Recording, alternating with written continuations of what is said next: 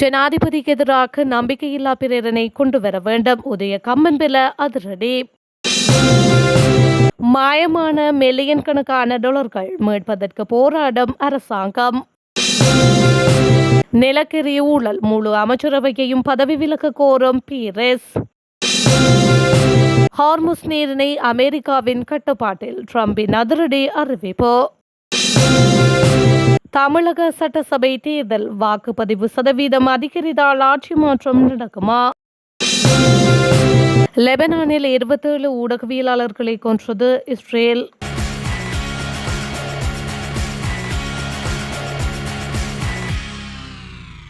நிலக்கரி ஊழலுக்கு பொறுப்பேற்று முழு அமைச்சரவைக்கும் பதவி விலக்க வேண்டும் என்று பேராசிரியர் GL பீரிஸ் ஊடக சந்திப்பில் தெரிவித்துள்ளார். எரிசக்தி அமைச்சரின் பதவி விலகல் மட்டும் பயனற்றது என்று கூறிய பீரிஸ், எரிசக்தி அமைச்சர் ஒரு கைப்பாவை மட்டுமே என்றார். கொழும்பில் கூட்டு எதிர்க்கட்சி நடாத்திய ஊடக சந்திப்பில் பேராசிரியர் GL பீரிஸ் இதனை தெரிவித்துள்ளார்.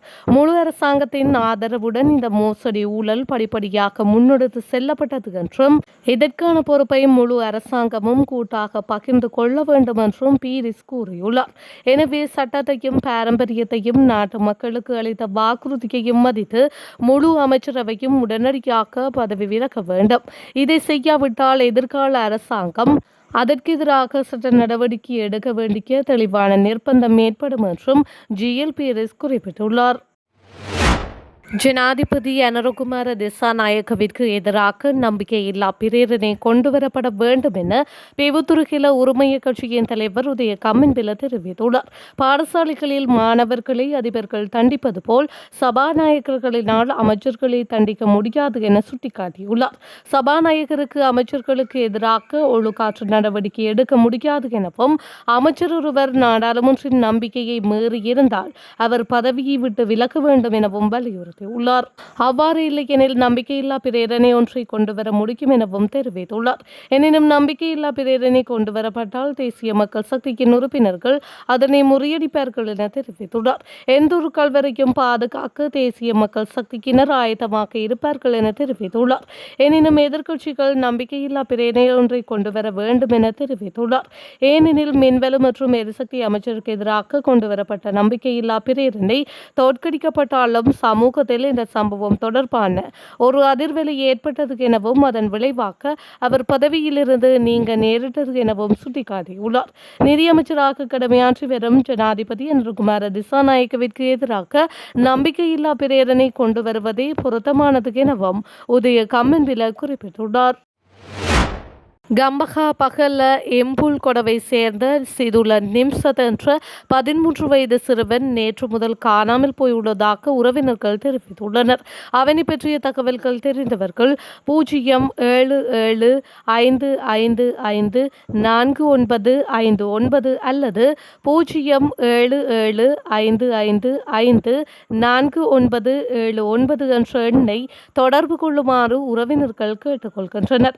அவன் கடைசியாக நீல நிற இலங்கை கிரிக்கெட் டி-ஷர்ட் மற்றும் கிரீம் நிற கால்சட்டை அணிந்திருந்தான் என்றும் குறிப்பிடப்பட்டுள்ளது. யாழ்ப்பாணத்தில் சுகாதார சீர்கேட்டுடன் வெதுப்பக உற்பத்தி பொருட்களை விற்பனைக்காக வாகனங்களில் ஏற்றி சென்றவர்களுக்கு தண்டம் விதிக்கப்பட்டுள்ளது.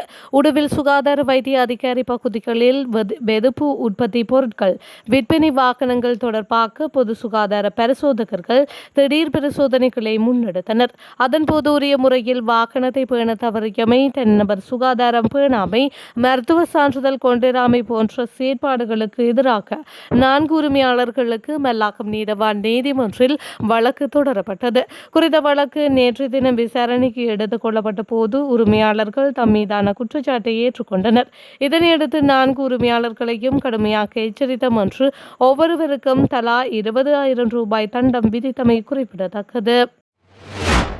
நிதியமைச்சின் கணனி அமைப்பிற்குள் ஊடுருவி சைபர் குற்றவாளிகளால் திருடப்பட்ட 2.5 மில்லியன் அமெரிக்க டாலர் நிதியை மீட்க தேவையான அனைத்து முயற்சிகளும் எடுக்கப்பட்டு வருவதாக நிதியமைச்சின் செயலாளர் கர்ஷன சூரியபெரும தெரிவித்துள்ளார். நேற்று அமைச்சின் கேட்போர் கூடத்தில் நடைபெற்ற ஊடகவியலாளர் சந்திப்பில் கலந்து கொண்டு பேசிய அவர், மின்னஞ்சல் ஊடாகவே இந்த ஹேக்கர் கணனி அமைப்பிற்குள் நுழைந்துள்ளனர் என்று உறுதிப்படுத்தியுள்ளார். இந்த சம்பவம் குறித்து இலங்கைக்கான ஆஸ்திரேலிய தூதுவருக்கும் கடன் வழங்கிய தரப்பினர் தரப்பினருக்கும் ஏற்கனவே தகவல் தெரிவிக்கப்பட்டுள்ள நிலையில் கடந்த ஜனவரி மாதமே இவ்வாறான ஊடுருவல் முயற்சிகள் குறித்து தங்களுக்கு தெரிய வந்ததாகவும் அப்போது உரிய வெளிநாடுகளுடன் தொடர்பு கொண்டு பாதிப்புகள் தவிர்க்கப்பட்டதாகவும் அவர் கூறியுள்ளார். இருப்பினும் கடந்த கால கொடுப்பனவுகள் குறித்து ஆராய்ந்த போது கடந்த ஜனவரியில் ஆஸ்திரேலியாவுக்கு செலுத்த வேண்டிய கடன் தொகை தொடர்பான ஒரு பரிவர்த்தனையிலும் ஹேக்கர்கள் கைவரிசை காட்டியிருப்பது தற்போது கண்டறியப்பட்டுள்ளது.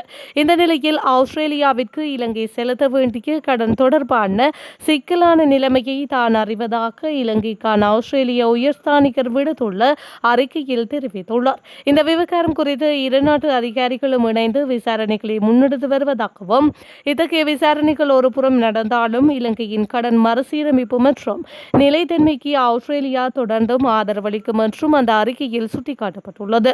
2.5 மில்லியன் டாலர் கடன் தவணை பணம் சைபர் குற்றவாளிகளின் கைக்கு சென்றிருப்பதாக கூறப்படும் சர்ச்சை இலங்கையில் தற்பொழுது பெரும் பரபரப்பை ஏற்படுத்தியுள்ளமை குறிப்பிடத்தக்கது. ஹார்முஸ் நீரிணை தற்பொழுது முழுமையாக அமெரிக்க கடற்படையின் கட்டுப்பாட்டில் உள்ளதாக ஜனாதிபதி டொனால்ட் ட்ரம்ப் தெரிவித்துள்ளார். இதுகுறித்து தனது ட்ரூத் சோஷியல் சமூக வலைதள பக்கத்தில் அவர் பதிவொன்றை இட்டுள்ளார். குறித்த பதிவில் மேலும் தெரிவித்த அவர், தங்கள் தலைவர் யார் என்பதை கண்டறியவே ஈரான் மிகவும் சிரமப்பட்டு வருவதாக சுட்டிக்காட்டியுள்ளார். போர்க்களத்தில் படுதோல்வியை சந்தித்து வரும் தீவிர போக்குடையவர்களுக்கும் ஓரளவுக்கு மதிப்பை பெற்று வரும் மிதவாதிகளுக்கும் இடையே நடக்கும் இந்த உட்கட்சி பூசல் பைத்தியக்காரத்தனமானது எனவும் ட்ரம்ப் சாடியுள்ளார். அதே வேளையில் ஹார்முஸ் நீரிணை தற்பொழுது முழுமையாக அமெரிக்க கடற்படையின் கட்டுப்பாட்டில் உள்ளதாக ட்ரம்ப் உரிமை கோரியுள்ளார். அமெரிக்க கடற்படையின் அனுமதியின்றி எந்த ஒரு கப்பலும் அந்த பகுதிக்குள் உள்ளே நுழையவோ அல்லது வெளியேறவோ முடியாது என்பதை இவர் தெளிவுபடுத்தியுள்ளார். மேலும் ஈரான் ஒரு முறையான ஒப்பந்தத்திற்கு வரும் வரை ஹார்முஸ் நீரிணை மிக இறுக்கமாக முடக்கப்பட்டுள்ளது என அவர் எச்சரித்துள்ளமை குறிப்பிடத்தக்கது. தமிழக சட்டசபை தேர்தலில் 85% வாக்குப்பதிவு நடைபெற்றுள்ளதாக இந்திய ஊடகங்கள் செய்தி வெளியிட்டிருந்தன.